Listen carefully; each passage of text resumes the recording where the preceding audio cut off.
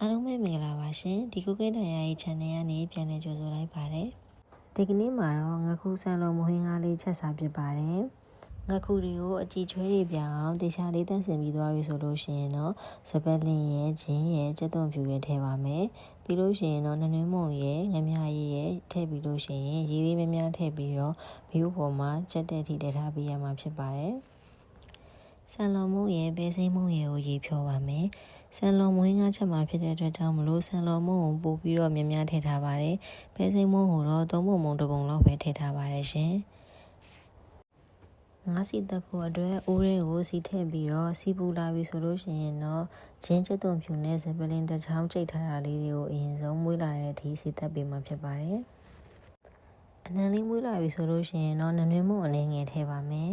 ခဏလောက်မွေးပေးပြီးလို့ရှိရင်တော့ငရုတ်သီးအယောင်တင်ပုံအနေငယ်ထည့်ပါမယ်ရှင်အယိုးနှွေထားတဲ့ငခုလေးတွေထည့်ပေးပါမယ်ရှင်မီးလေးနဲ့ငခုတွေကအရည်လေးခန်းသွားပြီးတော့6လေးဖြစ်တဲ့အထိမွေးပြပေါ်မှာမှွေပေးရပါမယ်ရှင်တခြားလေးမွေပေးပြီးလို့ငခုလေးတွေအခုလိုမျိုးအရည်လေး6တဲ့အနေထားလေးရသွားပြီဆိုလို့ရှိရင်တော့ငါးပြုတ်ထားတဲ့အရည်လေးတွေအိုးထဲကိုပြန်လောင်းထည့်ပေးပါမယ်ရှင်ပြီးရင်တော့ပြုတ်ထားတဲ့ဘဲဥရဲ့ကျက်သွန်နီရဲ့လိုသလောက်ထည့်ပါမယ်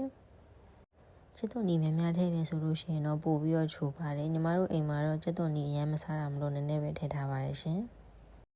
ပြီးရင်တော့ရေနွေးထည့်ပါမယ်ရှင်အရသာအတွက်ကတော့စားရင်ဟင်းကြုံမုံရဲ့ငမြရည်ရဲ့ထည့်ထားပါတယ်ငပြိုးဦးလေးထည့်ပြီးပြီဆိုလို့ရှိရင်တော့အဖုံးအုပ်ပြီးတော့စူပွက်လာတဲ့အထိမီးဖို့ပေါ်မှာ15မိနစ်လောက်တည်ထားပေးရပါမယ်ရှင်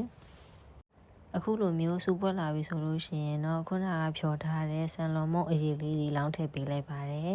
ခဏလောက်မွေးပေးပြီးလို့ရှိရင်တော့ထပ်ပြီးတော့အဖုံးအုပ်ပြီးတော့နိုင်ဝက်လောက်မီးဖို့ပေါ်မှာမီးအနေတော်လေးနဲ့ထားပြီးတော့တည်ပေးပါမယ်ရှင်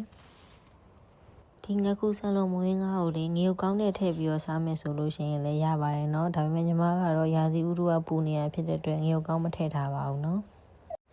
ခုလိုမျိုးနိုင်ဝက်လောက်ထပ်တက်ပြီးရဲ့အချိန်မှာတော့ညီမလိုချင်တဲ့ဟင်းရည်အနေထားလေးရပါပြီရှင်ညီမကလေးဒီမွေးငါဆိုလို့ရှိရင်အရေးပြစ်ကြီးလည်းမစားတတ်ဘူးပေါ့နော်အရန်ချင်းနေရင်လည်းမစားတတ်တာကြောင့်မလို့အခုလိုချက်တဲ့အနေထားလေးကညီမတို့တော့တော်တော်လေးအဆင်ပြေပါတယ်အိမ်ကသူတွေလည်းတော်တော်လေးကြိုက်ကြရပေါ့နော်တကယ်လို့ဟင်းရည်ကိုပြစ်တာစားချင်တယ်ဆိုလို့ရှိရင်တော့ပဲမုံကိုပို့ထည့်ပြီးတော့ချက်လို့ရပါတယ်အခုဆိုရင်တော့ငပြောဦးများများလေးနဲ့ငခုဆန်လုံးမဟင်းကားလေးကသုံးဆောင်လို့အဆင်သင့်ဖြစ်ပါပြီအားလုံးလည်းသုံးဆောင်ကြပါအောင်ရှင်ဗီဒီယိုလေးကိုအဆုံးထိကြည့်ပေးရတဲ့အတွက်လည်းအားလုံးကိုကျေးဇူးအများကြီးတင်ပါတယ်နောက်ဗီဒီယိုတွေမှာပြန်တွေ့ကြပါမယ်ရှင်